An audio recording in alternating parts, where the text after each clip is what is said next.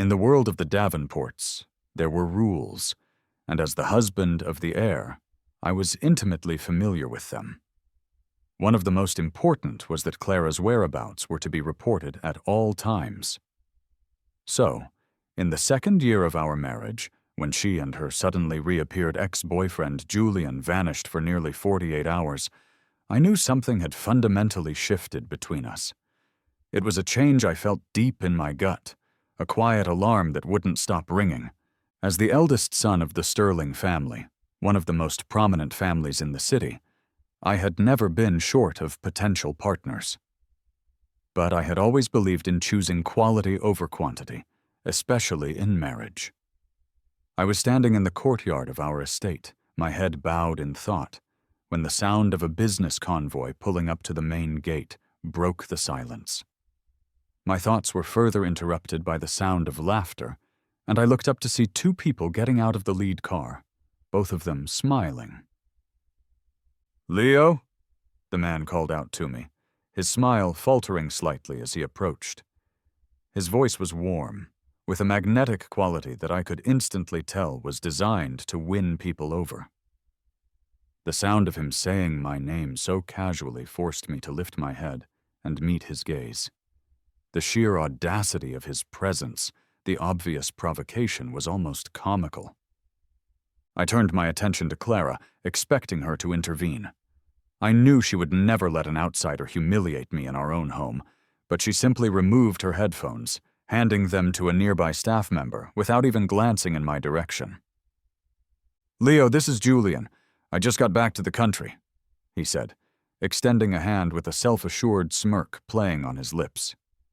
"It's a pleasure to meet you." I ignored his outstretched hand. "I don't suppose you're familiar with the Davenport family rules, are you?" I replied, my voice cold. "What Clara means to this family doesn't need to be spelled out, does it?" My stern tone seemed to rattle his composure, and the confidence on his handsome face wavered. "Sorry, Leo," he mumbled, glancing toward Clara for support. "It's my fault," Clara said, stepping forward with a frown. It was a rare sight. She seldom showed such an uncertain expression. Looking at my impassive face, she seemed a little lost. "Leo, I was just showing him how much the city has changed over the years." Yet, as she spoke, I felt the carefully constructed defenses around my heart begin to crack. As the sole heir to Davenport Enterprises, Clara had been the picture of propriety and restraint from the first day I met her. Even as her husband, I had never once seen her lose her composure like this. "By the way," she continued, taking off her sunglasses and running a hand through her hair with a graceful detachment that stung, "Julian just returned and doesn't have a place to stay yet. He'll be staying with us for a while. Can you have a guest room prepared?" "What?" I was stunned, certain I had misheard her. "Leo, please handle it," she added, turning and walking toward the main house without a backward glance. That night, for the first time in our marriage, I made a direct request of Clara. "Send him away." She paused at my words, her gentle eyes showing a flicker of coldness I had never seen before. "Leo, he's just a distant cousin. Grandmother asked me to take care of him." As she headed for her study, I was preparing to give her an ultimatum, but I ran into Julian in the hallway. "Leo," he said, blocking my path with a completely different demeanor. The charming facade was gone. "You have so much. Can't you just let Clara come back to me?" I stood there in shock, my arms crossed. "You've got a lot of nerve." His fingers brushed against the side of his neck, revealing a distinct red mark on his skin. "Well, don't blame me for trying," he said, before walking away, leaving me completely mystified by the encounter. I never could have anticipated what would happen next. The following morning, I was awakened by a commotion downstairs, and my frown deepened. From the landing on the second floor, I looked down to see the impossibly noble Clara kneeling beside Julian, carefully massaging warm oil into his swollen ankle. The sight was like 1,000 tiny needles piercing my heart. Unseen, yet incredibly painful. "Leo, you're awake," Julian said, looking up at me with a guilty expression. "It's my fault. I wanted Clara to teach me how to ride, but I didn't expect Hurricane to throw me off. Luckily, Clara was there to catch me, otherwise it would have been much worse than a simple sprain." His soft voice washed over me, and I staggered, gripping the railing so tightly my fingertips turned white. Hurricane was Clara's prized horse, a magnificent stallion from Europe that she never entrusted to anyone, not even me. "Leo, I have to get to the company," Clara said as she put away the ointment. "Can you look after him for me?" A sharp sting went through my heart. I faced the pair of them, a quiet fury rising within me. Who is he that I should be responsible for his care? The hall fell silent. The nearby servants, sensing the tension, discreetly withdrew from the room. "Leo," Clara's voice was icy, laced with a clear warning. "What are you throwing a tantrum about?" she sighed, her tone dripping with exasperation. Julian chimed in. "I'm sorry, Leo, for all the trouble." His eyes began to redden. "If you're aware of the trouble you're causing, then get out of my house right now." "Leo!" Her voice was sharp, a reprimand louder than my own anger. I fell silent, taken aback by her tone. For the first time since we were married, she had publicly shamed me. "As my husband, can't you show a little tolerance?" she said, helping Julian to his feet and supporting him as they walked away. At the threshold, the sheltered man turned back, a sly, triumphant smile on his face. "You lost." A quiet stillness settled over the house. I sank onto the couch and laughed, a bitter, lonely sound that echoed in the empty hall. 2 years ago, it had been Clara who proposed to me. It was astounding to think that only 2 years later, our marriage was already showing such deep cracks. On the way to Sterling Corp, I called my family's private lawyer. I instructed them to draft a divorce agreement and a resignation letter that would completely separate me from Clara and her family's business. The voice on the other end of the line hesitated.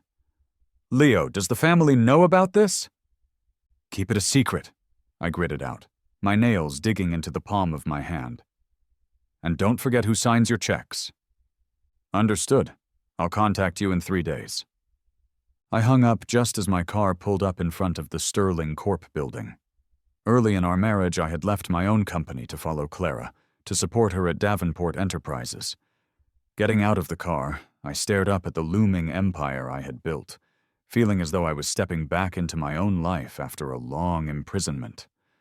Who would have thought that a relationship that began with such passion would end on such an ordinary, quiet morning? "My name is Leo Sterling.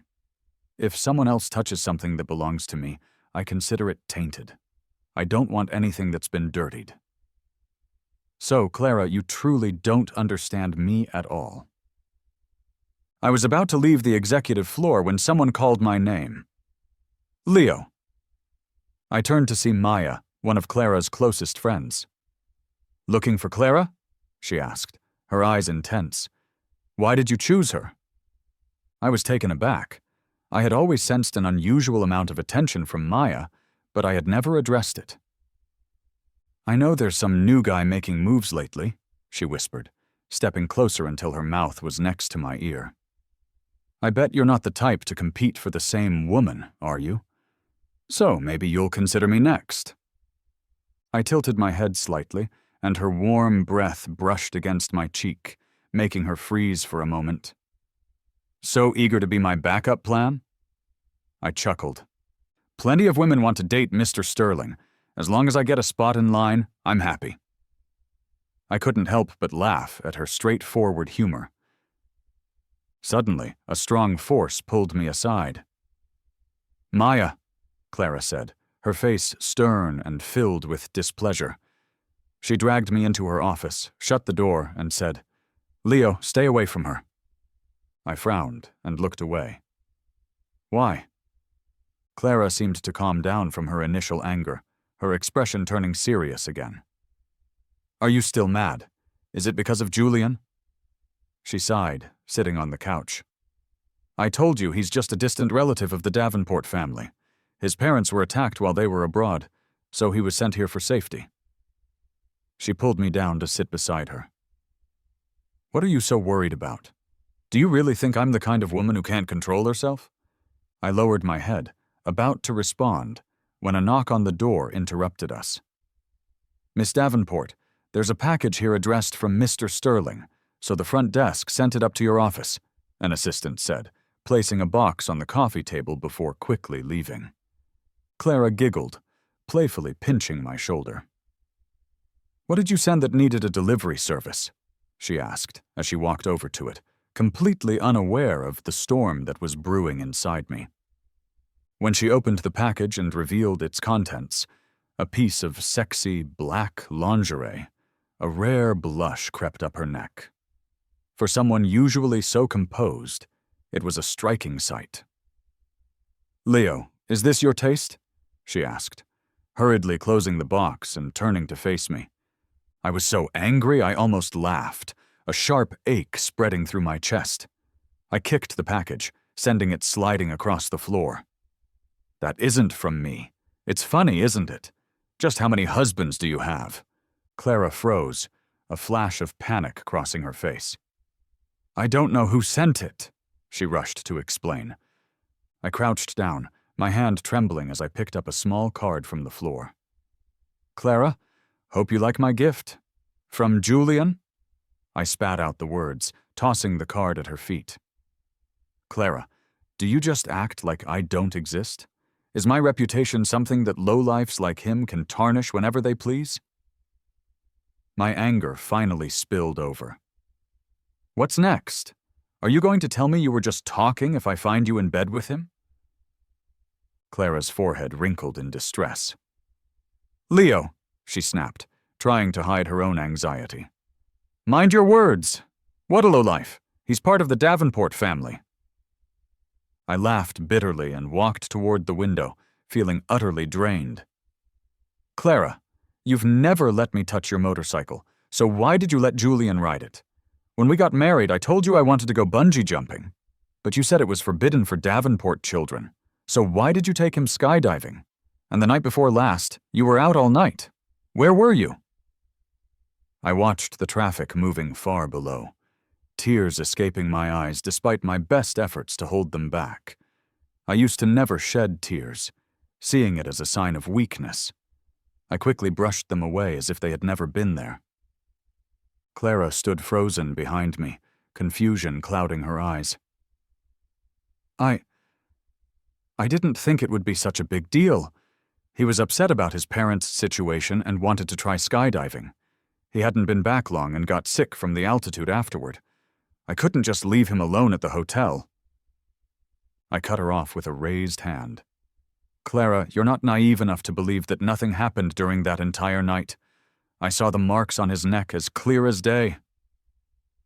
Panic flickered in her eyes as she desperately countered, But we didn't do anything.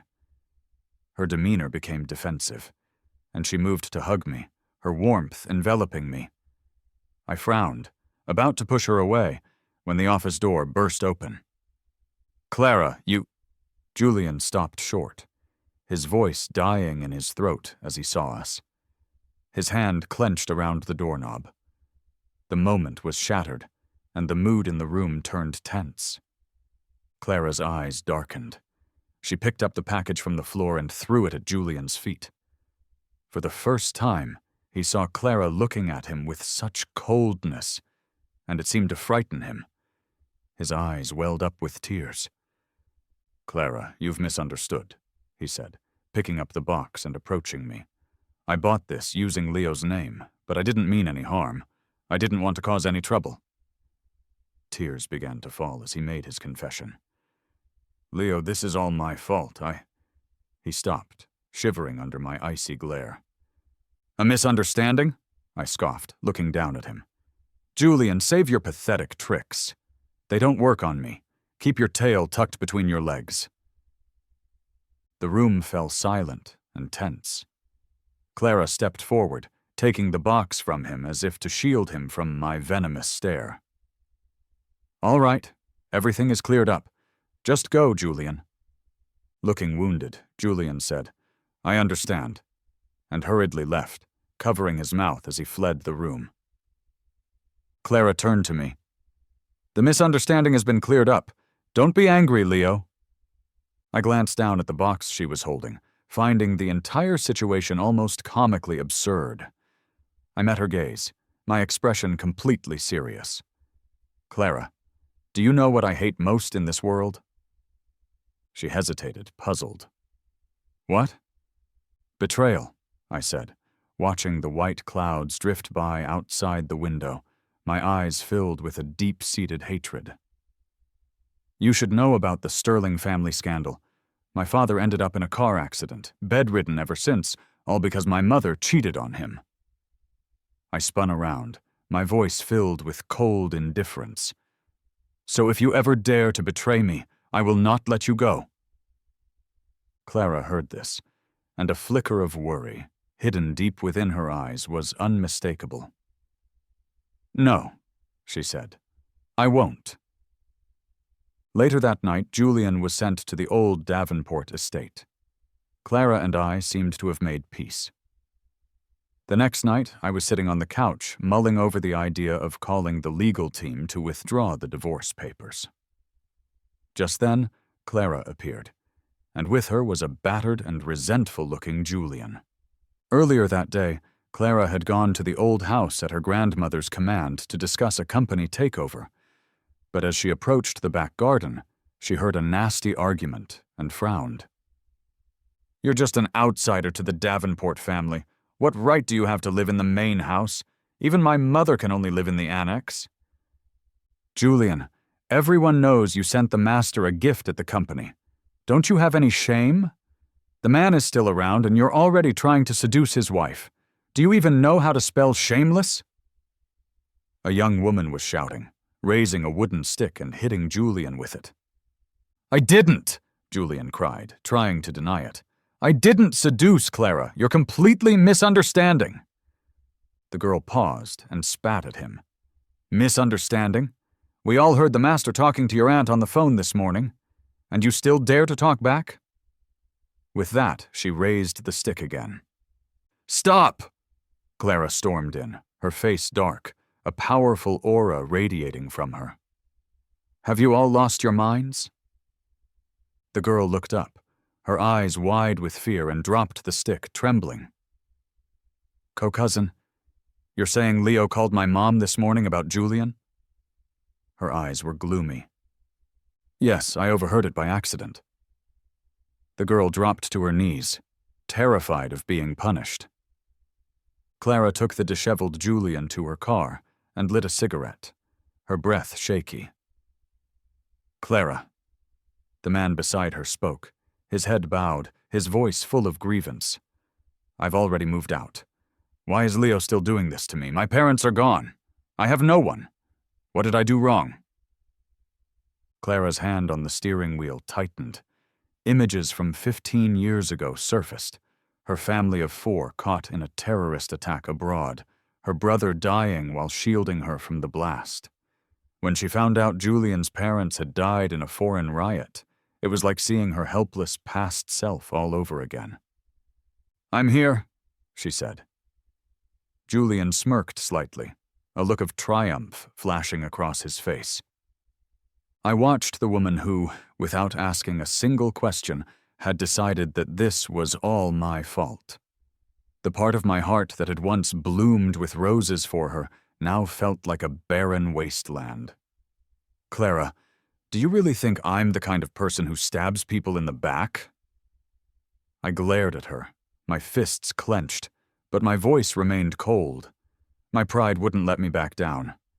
She helped Julian to the couch and then stood up, her face filled with disapproval. "Leo, I've already told you there is nothing between me and him. I followed your wishes and sent him to the old house. Why can't you just leave him be? Calling my mother to badmouth him, inciting the people at the old house against him. That's going too far." I was shaking with anger. Clara, am I truly that despicable in your eyes? Let me tell you, if I really wanted him gone, do you think it would be difficult for the Sterling family to make someone disappear without a trace? Clara's face turned to ice. Leo, you can try. See if you can make him disappear before I wipe out Sterling Corp first. Silence fell between us. I couldn't believe what I was hearing, my body wavering with a mixture of disbelief and profound grief. The whole situation suddenly seemed absurd. This marriage with Clara felt absurd, and the idea that it was ending over some random man was even more so. I had never seen this dark side of her. I never expected that the most noble and composed woman in the city could lose control over a man like this. Ha! Clara, now I see. Our feelings were nothing more than a joke, and I despise jokes more than anything. This game, I'm done with it. You two can carry on. With that, I turned and walked away. Having said those words, Clara herself seemed taken aback, an unfathomable regret flashing across her face. Let's calm down, her voice called after me. I paused at the door, a cold smile on my lips. The next day, the legal team handed me the finalized divorce and resignation agreements.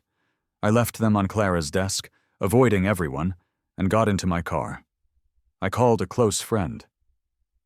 Ben, get some good stuff ready at Night Bar. This young master is officially back on the market. The guy on the other end gasped, his scream piercing my eardrum. Leo, you've finally seen the light! I revved the engine. Joshua, try to keep it cool. As soon as I entered the bar, Ben grabbed me and we sank into a plush sofa. He snapped his fingers, and instantly, 10 of the city's top models strutted into our private room. Brother, this is your liberation gift from me, Ben said, holding up a bottle. Take your pick. It's on me. I felt a vein throbbing in my forehead. Maybe it was the sudden release of my pent-up frustrations, but I felt a rare sense of freedom wash over me. You, come here, I beckoned to one of them. Pour some drinks. The woman's figure was flawless, but she moved hesitantly, watching me with a frown. After a couple of bottles, I was starting to feel a bit hazy. That's when the door to the room was flung open. Blinding lights from the hallway made me squint. I eyed the shadow standing against the light and smirked, walking up to her with interest. This one's nice, I said, wrapping my arms around her. Leo, who am I? She asked, her voice laced with anger. I squinted at her face. Maya, cut the crap! The next day I rubbed my sore head. A glass of honey water was on the nightstand. A woman, wrapped in a towel with her hair still dripping wet, was sitting on the edge of the bed. It was Maya. I looked at her, feeling slightly undermined. How could she be so relaxed?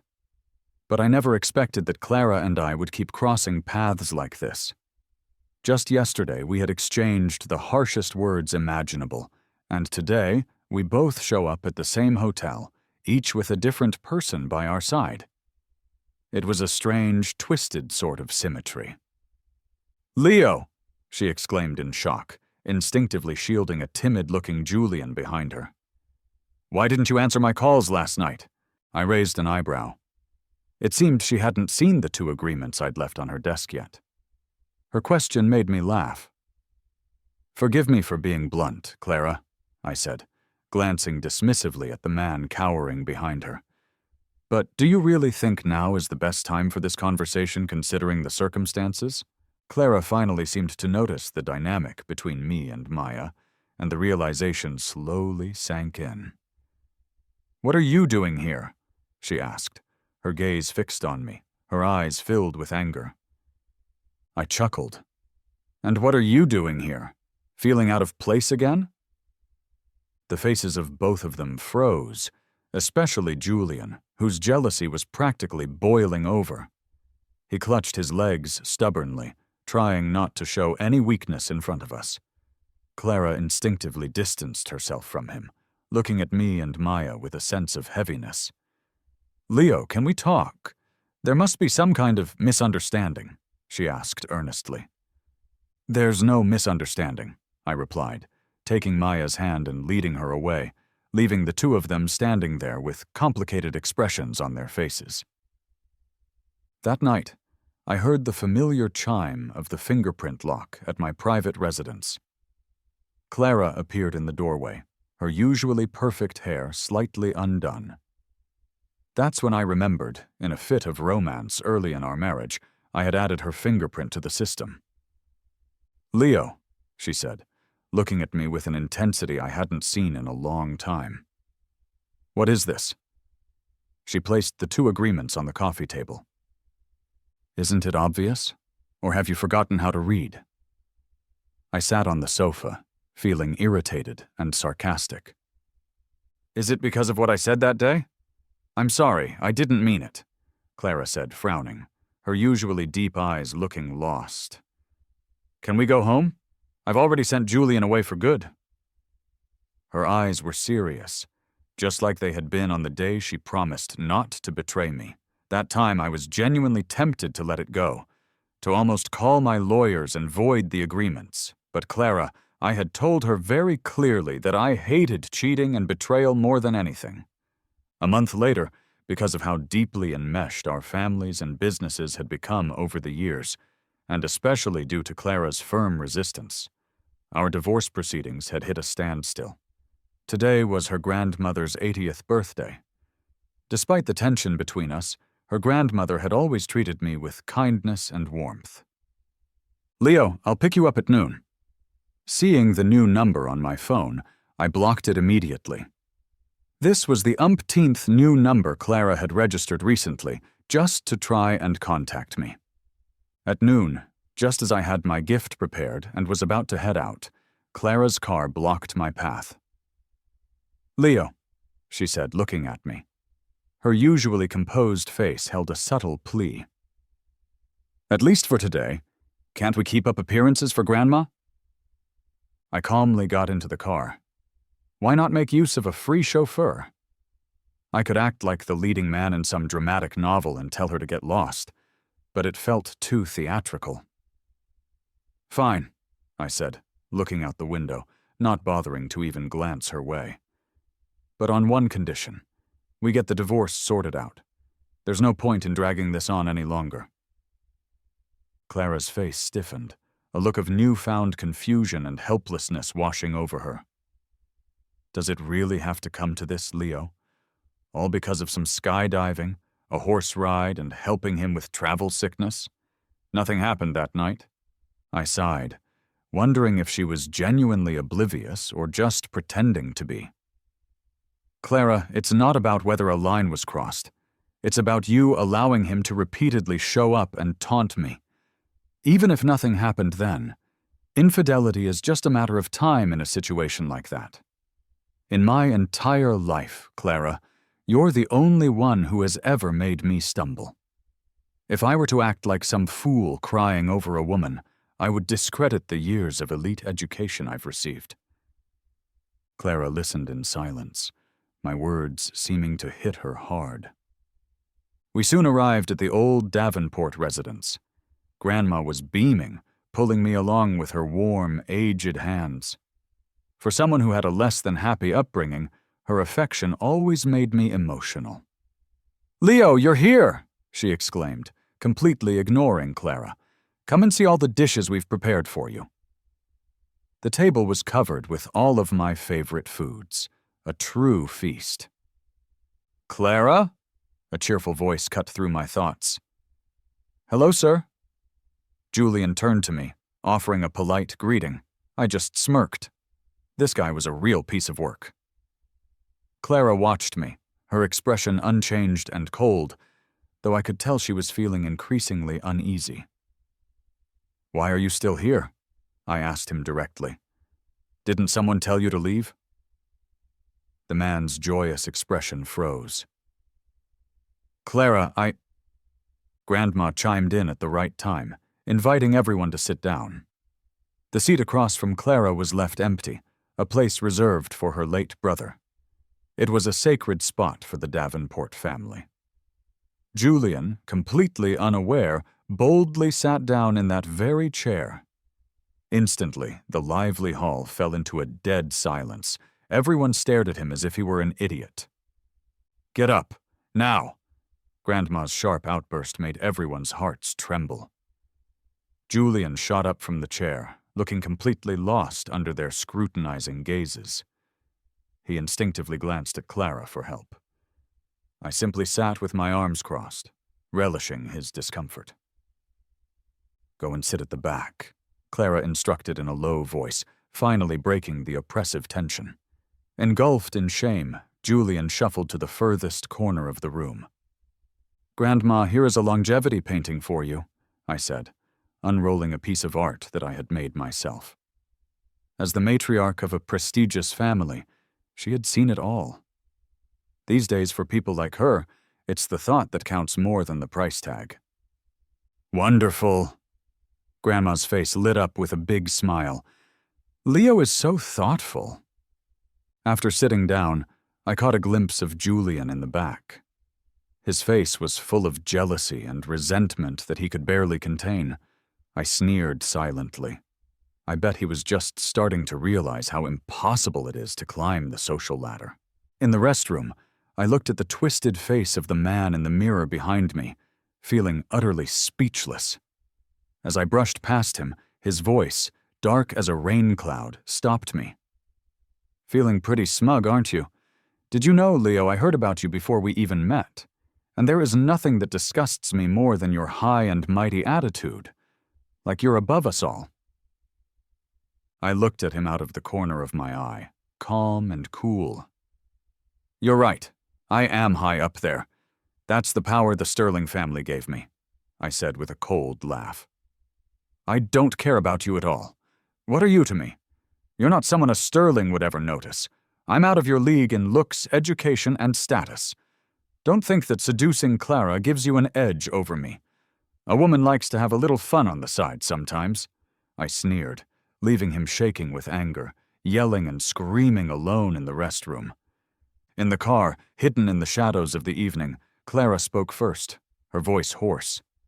"Whose is it? Our last time was 3 months ago, before I went to Europe." "None of your business. We're already divorced in my mind," I said plainly. Clara suddenly grabbed my shoulder. "Leo, I haven't agreed." I winced in pain. "That's your problem." Then I gave her a mocking smile. "Don't play the victim. It's laughable." Clara released me, realizing her act wasn't working. "I only had that one time with Julian, I swear," she explained frantically, a woman in distress. "He said he wasn't feeling well, and I didn't want to upset you by bringing him home, so I took him to a hotel." Clara looked pained, self-hate written all over her face. "Once we were inside, I don't know what happened. My mind got foggy, and I mistook him for you." Her voice broke with a sob I'd never heard before. "I swear, it was just that once." Remembering something, she took out her phone and, in front of me, deleted all of Julian's contact information and arranged for him to be sent back to the States. "Leo, I'll never let him come near you again," she pleaded, her eyes full of anxious hope. "Please forgive me this one time." I watched Clara, this once high and mighty woman, now looking so low and desperate. There was a peculiar feeling in my chest. Hearing her apology and remorse, I thought I would feel a sense of triumph, but instead I felt nothing but a quiet stillness inside. At that moment, I realized that Clara could no longer affect me. "Clara, did you know? 24 years ago, my mother was caught cheating by my father. She cried. She even begged on her knees for his forgiveness. My dad forgave her, only to have his mistress show up on our doorstep with a 2-year-old child, challenging us. He was a year older than me. How absurd is that? If it weren't for my powerful grandfather, there might not be a Sterling family today." Clara sat still, her face growing paler by the second as she listened. "So when I saw you break your own rule and go skydiving for him, I knew our marriage was over. Yes, I did grow to love you after we married. That's why I was willing to give you a second chance. But the moment you kept letting Julian provoke me, the moment you defended him over me, you lost the right to be my partner. I just saw him and thought of my brother, she said weakly, her head down. I lost my patience. Stop using your brother as an excuse for your infidelity. It's despicable. Clara's fingers trembled, and she looked utterly defeated. The car stopped. After a pause, I opened the door, turning back to her one last time. Clara, let's part amicably. I don't want us to end up fighting in court. The next day, a heavy rain poured down. I stayed home and got a message from Ben. Dude, is that Clara standing outside your house? I was just coming over to hang out. I paused, looking at the video he sent. It was Clara, drenched, her neatly styled hair now limp from the rain. She looked miserable. Bro, I'm out. You deal with her first. I stared out at the pouring rain through the curtains, lost in thought. An hour later, she was still there, with no sign of leaving. I finally grabbed an umbrella and went outside. I didn't hold it over her, but stood 3 steps away. What are you doing? Leo, she said, you said your father forgave your mother. Now I'm here asking for your forgiveness. I swear this will never happen again. She pulled out a folder. This is a property transfer agreement. Everything under my name, including all my shares in Davenport Enterprises, will be yours, unconditionally. If I ever make another mistake, you can kick me out with nothing. Clara presented the agreement like a sacrifice, her hands quivering in the autumn chill. Her voice was anxious, shivering slightly. I sighed. Why, Clara? A broken mirror can't be mended. Just go. The rain hit her face, making it hard to tell the water from her tears. She, who had always looked so high and mighty, was now reduced to this, begging, her eyes red with helplessness. I turned to leave, hearing her sobbing apology behind me. I'm sorry, Leo. Later that day, I got a call from my legal team. Clara had agreed to the divorce.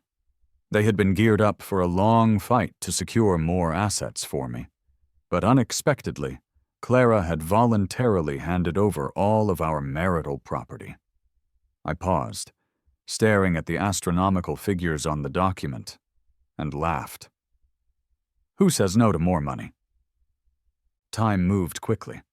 Maya's pregnancy began to show more each day. On her due date, Clara's grandmother came to the hospital. Her eyes were red as she cursed. Clara was such a fool. Leo, I will always be your grandma. That will never change. My own eyes instantly teared up.